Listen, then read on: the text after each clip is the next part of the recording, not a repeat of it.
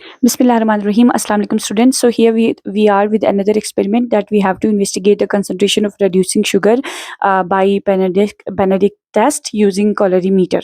Okay, so colorimeter को use करके हम किस तरह से जो है वो reducing sugar की जो है वो हम चेक कर सकते हैं। तो बच्चों सबसे पहले मैं आपको बताऊँ कि reducing sugar क्या होता है। ऐसे कोई भी शुगर जो कि क्या करेगा, इलेक्ट्रॉन डोनेट करेगा और सामने जो सोल्यूशन में जो भी कंपाउंड आपके पास पाया जाएगा उसको रिड्यूस कर देगा और खुद ऑक्सीडाइज हो जाएगा। यानी एक्चुअल चीज़ रिड्यूसिंग शुगर का होता है कि वो इलेक्ट्रॉन्स को क्या करते हैं, इलेक्ट्रॉन्स को डोनेट करते हैं, ठीक है। और ग्लूकोज जो है, फ्रुक्टोज जो है हमारे पास, माल्टोज जो है, ये सारे रिड्यूसिंग शुगर है नेचुरली, और इनके अंदर एल्डिहाइड या कीटो ग्रुप होता है और इसके थ्रू ये क्या करते हैं, इलेक्ट्रॉन्स को डोनेट करते हैं और अपने एल्डिहाइड ग्रुप को या कीटो ग्रुप को किस में चेंज कर देते हैं, कार्बोक्सिलिक एसिड के अंदर चेंज कर देते हैं, COOH में चेंज कर देते हैं। नॉर्मली जो हमारे पास ग्लूकोज है वो 0.08% हमारे बॉडी के अंदर पाया जाता है, ठीक है। और बेनेडिक्ट टेस्ट एक ऐसा टेस्ट होता है जिससे हम इन्हीं रिड्यूसिंग शुगर्स को बॉडी के अंदर चेक कर सकते हैं, ठीक है। आपको याद रहना चाहिए कि सुक्रोज हमारे पास जो है वो हमारे पास रिड्यूसिंग शुगर नहीं है, उसकी हाइड्रोलिसिस पहले होगी तब वो सुक्रोज हमारे पास जो है वो हमारे पास रिड्यूसिंग शुगर बनेगा, otherwise it is not a reducing sugar. इसी तरह हमारे पास एक बेनेडिक्ट टेस्ट जो है हम रिड्यूसिंग शुगर को चेक करने के लिए करते हैं ब्लड के अंदर, यूरिन के अंदर। इसी तरह बेनेडिक्ट रिएजेंट क्या होता है, बेनेडिक्ट रिएजेंट हमारे पास 3 चीज़ों से मिलकर बना होता है। इसकी कंपोजिशन भी आपसे पूछी जा सकती है, copper sulphate, sodium citrate and sodium carbonate, ठीक है, और डिस्टिल वाटर। इन 3 चीज़ों से मिलकर बेनेडिक्ट रिएजेंट बना हुआ है। अब क्या करता है, जो ग्लूकोज को जब हम बेनेडिक्ट रिएजेंट के साथ डालते हैं तो ग्लूकोज क्या करेगा, इलेक्ट्रॉन्स को डोनेट कर देगा, कॉपर को +2 से कन्वर्ट कर देगा सिंपल Cu2O के अंदर, और ये ब्लू कलर से चेंज हो जाएगा रेड कलर के अंदर। ये है ब्लू कलर जिसमें कोई रिड्यूसिंग शुगर प्रेजेंट नहीं है। मतलब कभी भी अगर आप एक्सपेरिमेंट के दौरान आपको देखते हो कि आपके पास एक सॉल्यूशन है, कोई भी अननोन सॉल्यूशन, उसके अंदर आप जो है वो फॉर एग्जांपल बेनेडिक्ट रिएजेंट डालते हो, उसको हॉट करते हो और देखते हो उसका कलर चेंज नहीं हो रहा, तो इसका मतलब इसके अंदर रिड्यूसिंग शुगर मौजूद नहीं है। लेकिन अगर वही कलर चेंज हो जाता है ब्रिक रेड के अंदर तो वो स्ट्रांगली शो करता है कि इसके अंदर जो है वो रिड्यूसिंग जो शुगर है वो मौजूद है। इसी तरह हमें बता रहे हैं कि नॉर्मली हमारे पास जो है किस तरह कितनी कंसंट्रेशन में अगर रिड्यूसिंग शुगर मौजूद हो तो बेनेडिक्ट रिएजेंट के ऐड करने के बाद किस तरह का कलर सॉल्यूशन का बनता है। अगर बेनेडिक्ट रिएजेंट ऐड करने के बाद सॉल्यूशन का कलर ब्लू ही रहेगा तो इसका मतलब है कि कोई प्रेजेंस नहीं है रिड्यूसिंग शुगर की। अगर उसका कलर ग्रीन रहेगा तो इसका मतलब होता है कि 0.5 से 1 ग्राम तक मौजूद हो सकता है। अगर उसका कलर येलो होगा से 1 to 1.5 जो है मौजूद हो सकता है। अगर कलर उसका ऑरेंज हो जाएगा तो 1.5 से 2 ग्राम्स तक मौजूद हो सकता है, और अगर उसका कलर रेडिश या ब्रिक रेड की तरफ जाएगा इसका मतलब 2 या 2 ग्राम से ज़्यादा रिड्यूसिंग शुगर उस यूरिन में, सैंपल में या उस ब्लड के सैंपल के अंदर मौजूद है, जो कि हमें इंडिकेशन करता है कि ये रिड्यूसिंग शुगर इसके अंदर मौजूद है। तो ये कलर्स भी आपको पता होने चाहिए, कलर्स वेरी करते हैं, पहले ब्लू, देन ग्रीन थोड़ी सी मौजूदगी, फिर येलो मतलब नॉर्मल मॉडरेट, ऑरेंज मतलब अच्छी खासी, और ब्रिक रेड मतलब सही अमाउंट में रिड्यूसिंग शुगर जो है वो मौजूद है। अब मैं आगे आप लोगों को बता रही हूँ कि किस तरह कॉलरीमीटर को यूज़ करके हम किस तरह से फाइंड आउट करेंगे जो है वो हमारे पास कर्व, कैलिब्रेशन कर्व के किस तरह से हमें पता चलेगा, और कि कोई अननोन अगर हमारे पास शुगर है तो हम किस तरह से उसकी जो है वो कंसंट्रेशन शुगर की, रिड्यूसिंग शुगर की उसके अंदर फाइंड आउट कर सकते हैं। सो अभी मैं आप लोगों को प्रोसीजर बताने जा रही हूँ।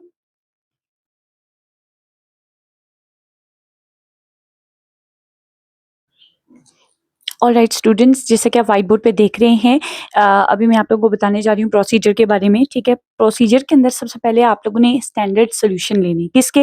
रिड्यूसिंग शुगर के, जो भी रिड्यूसिंग शुगर जिसको आप चेक करना चाहते हो। फॉर एग्जांपल हमने लिया था ग्लूकोज का, तो हम ग्लूकोज के डिफरेंट सॉल्यूशंस बनाएंगे। अभी मैं आप लोगों को ये सॉल्यूशंस नहीं बना रही क्योंकि ये आप लोग खुद ही जो है वो आप लोग खुद ही कोशिश करिए कि किस तरह आप मिलीमोल पर डेसीमीटर क्यूब सॉल्यूशंस बनाएंगे, ठीक है। सो स्टैंडर्ड सॉल्यूशन के लिए जैसे ग्लूकोज है उसके हम डिफरेंट सॉल्यूशंस बनाएंगे। 0% का सॉल्यूशन जिसमें कोई ग्लूकोज रिड्यूसिंग शुगर नहीं होगा, 2%, 4%, 6%, 8%, 10%, फॉर एग्जांपल ये सारे हमने स्टैंडर्ड सॉल्यूशंस बनाए। उसके बाद हमने नेक्स्ट चीज़ क्या करनी है, हमने इसके अंदर ऐड करना है Benedict reagent, same amount, fixed amount. जैसे अगर आप 2 ml फर्स्ट में किया है तो 2 ml आप सेकंड में भी डालोगे, फॉर एग्जांपल थर्ड में भी, फोर्थ में भी, फिफ्थ में भी। तो हमने ये स्टैंडर्ड सॉल्यूशन डिफरेंट जो है वो टेस्ट ट्यूब्स में बनाने हैं। एक 0% आप ऊपर मेंशन करें, एक के ऊपर आप मेंशन करें 2%, एक के ऊपर आप मेंशन करें 4%, क्योंकि इसके अंदर इतनी परसेंटेज रिड्यूसिंग शुगर की है। सेकंड चीज़, आपने बेनेडिक्ट रिएजेंट ऐड कर दिया सेम अमाउंट में, जैसे 2 ml सब के अंदर ऐड कर दिया, 0 में भी, 2 वाले टेस्ट ट्यूब में भी, 4 में भी, 6 में भी, 8 में भी। आपने फिर क्या करना है, हीट करना है 70 डिग्री सेंटीग्रेड पे 5 मिनट्स के लिए। अगर आप डिग्री सेंटीग्रेड कम करना चाहते हैं या कम हीट पे करना चाहते हैं, आप ज़्यादा टाइम के लिए कर सकते हैं, ठीक है। लेकिन 70 डिग्री सेंटीग्रेड पे आपने करना है 5 मिनट के लिए। उसके बाद आपने क्या करना है, आपके पास एक इंस्ट्रूमेंट है जिसको कहते हैं कैलोरीमीटर। अच्छा, कैलोरीमीटर एक ऐसा इंस्ट्रूमेंट है जिसको आप यूज़ कर सकते हो, ठीक है, जो क्या करता है, जो बेसिकली फंक्शन करता है वेवलेंथ के ऊपर, राइट। वो किसी भी सॉल्यूशन के अंदर जितनी भी हमारे पास फॉर एग्जांपल किसी सॉल्यूशन के अंदर से वो लाइट को गुजारता है और उसके बाद चेक करता है कि उस सॉल्यूशन के अंदर क्या कोई हमारे पास जो है वो पार्टिकल्स या सॉल्यूट्स के पार्टिकल्स हैं या नहीं।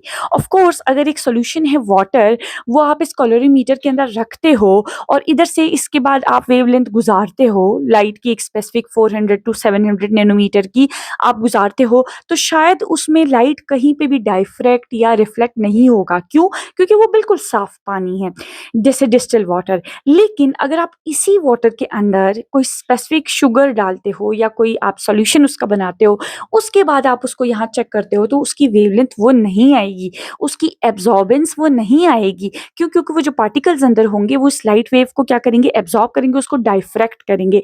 तो इसी तरह ये कैलोरीमीटर एक ऐसी डिवाइस है जिसको यूज करके हम एब्जॉर्बेंस फाइंड आउट कर सकते हैं, राइट। तो कैलोरीमीटर को हम यूज करेंगे, उसमें सबसे पहले ब्लैंक रन करेंगे।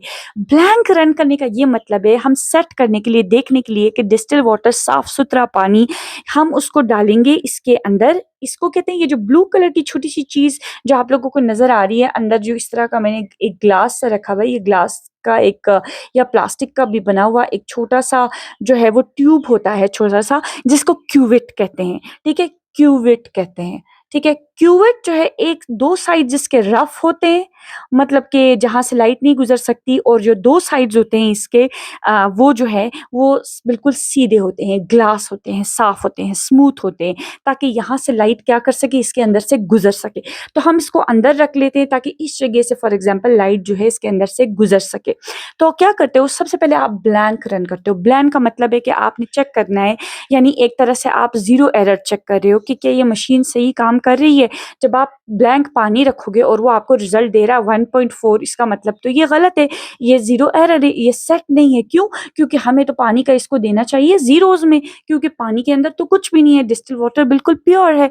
तो इसीलिए हम पहले इसके अंदर ब्लैंक रन करते हैं। कोई भी ऐसा वाटर, डिस्टिल वाटर या कोई भी ऐसा सॉल्यूशन, सॉल्वेंट जिसके अंदर कोई सॉल्यूट के पार्टिकल्स या कुछ भी मौजूद ना हो, हम उसका वेवलेंथ चेक करते हैं। हमें अगर वो मिले कि यस ओके है, उसके बाद हम क्या करते हैं, हम फिर उसका वेवलेंथ सेट करते हैं, उससे पहले ही करते हैं। और वेवलेंथ सेट करने के बाद फिर हम इसको ब्लैंक रन करते हैं। ब्लैंक यानी डिस्टिल वाटर जो है इसके क्यूवेट के अंदर डाला, इस बॉक्स क्यूवेट के अंदर पानी डाला, इसको अंदर रख दिया और इसको जो है स्विच ऑन कर दिया और देखा जी ये क्या वैल्यू हमें दे रहा है। फॉर एग्जाम्पल ये वैल्यू दे रहा है 0.0001, इसका मतलब है कि ठीक है जी, कोई मसला नहीं है, यानी इट्स गुड। फिर हम क्या करते हैं, इस क्यूवेट को निकालते हैं, पानी फेंकते हैं और सबसे पहला हमारा सोल्यूशन, कौन सा सोल्यूशन था, हमारा 0% वाला, हम वो अंदर डालते हैं, हम इधर रखते हैं। फॉर एग्जाम्पल रखने के बाद इसको स्विच ऑन करेंगे या इसको ओ के दबाएंगे तो ये क्या करेगा, ये हमें एक वैल्यू देगा। फॉर एग्जाम्पल 0% पे ये हमें दे रहा है 0 पॉइंट समथिंग, 0 पे ये हमें दे रहा है 0.000 समथिंग दे रहा है, ठीक है। सेकंड हमारे पास आता है 2%। हम क्या करेंगे, क्यूवेट को दोबारा वो पानी फेंकेंगे, इसको पानी से वॉश करेंगे, फिर 2% वाला ग्लूकोज का सोल्यूशन अंदर डालेंगे, इसको दोबारा रख देंगे और ओके करेंगे तो 2% पे फॉर एग्जाम्पल ये हमें देता है 0.3 समथिंग इस तरह का देता है। चलो जी, वो भी हमने निकाला, क्यूबिट को अंदर से फेंका और हमने थर्ड क्या किया, 4% का जो हमारा सोल्यूशन था, जो हमने, हमारे पास नॉन स्टैंडर्ड सोल्यूशन है, हमने वो डाल दिया। हमने 4% डाल दिया और 4% पे समझे कि हमें वैल्यू दे रहा है 0.71 समथिंग कुछ इस तरह। हमने वो भी निकाल दिया, फेंक दिया, दोबारा इसको साफ कर दिया और फिर हमने 6% डाला। तो 6% पे फॉर एग्जाम्पल ये हमें देता है 0.9 समथिंग इस तरह देता है। अब ये हमने क्या करना है, ये हमारा जो है वो हमारे सॉल्यूशंस थे और ये हमारे पास आ रही है एब्जॉर्बेंस, ठीक है? ये हमारी कंसंट्रेशंस थी और ये हमारी एब्ज़ॉर्बेंस थी। अब हम इसको देख के एक कर्व ड्रॉ करेंगे, जैसा कि मैंने ये आपके सामने लिखा हुआ है, जिसको हम कहते हैं कैलिब्रेटिव कर्व। अब कैलिब्रेटिव कर्व हम कैसे करते हैं, एक तरफ हम एक्स एक्सिस पे इसकी परसेंटेज को रखते हैं, जो भी सॉल्यूशन हमने लिया है, और दूसरी तरफ हम क्या कर देते हैं, हम उसकी एब्ज़ॉर्बेंस को चेक करते हैं। एब्ज़ॉर्बेंस का मतलब है कि जो हमें रिज़ल्ट कैलोरीमीटर ने दिया है, फॉर एग्ज़ाम्पल हमने देखा कि 0 पे उसने हमें 0 ही वैल्यू दिया था, तो 0 पे ये 0 ही आ रहा था।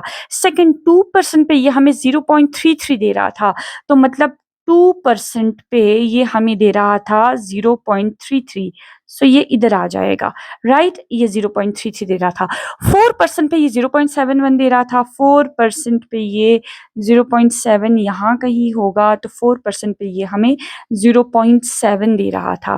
फिर 6% पे ये 0.9 दे रहा था, 0.9 यहाँ है और ये 6% यहाँ है, तो ये दे रहा था। तो ये ऐसे, तो आप देख रहे हैं इस तरह से हम इसकी कैलिब्रेटिव कर्व बनाएँगे कि हमें जो है वो पता चलेगा कि ये तो हमें नॉन सॉल्यूशंस का बनाया। अगर आपके पास कोई भी अननोन सॉल्यूशन है, जैसे कि आपको नहीं पता ये 0% है, 2 है, 3 है, आप इसको डालोगे, फॉर एग्ज़ाम्पल डाल के आप इसको रखोगे, ये जो भी हमें वैल्यू देगी उसको हम क्या करेंगे, हम उसको जो है वो मेजर करेंगे, ठीक है? 1, 2, 3, 4, 5, 6 करके हम डिफरेंट परसेंटेजेस, और हमें पता चलेगा कि जी अच्छा ये मतलब 0.9 पे हमें दे रहा है और ये हमें इतना दे रहा है। तो हम नोन कंसंट्रेशन के स्टैंडर्ड सॉल्यूशंस के भी बना सकते हैं और हम अननोन के भी जो है वो फाइंड आउट कर सकते हैं by using this Benedict's test, by using the calorie standard हमारे पास सॉल्यूशंस के लिए, और इसी तरह हम जो है वो अननोन सॉल्यूशंस के लिए भी इसका जो है वो कैलिब्रेटिव कर्व बना लेते हैं।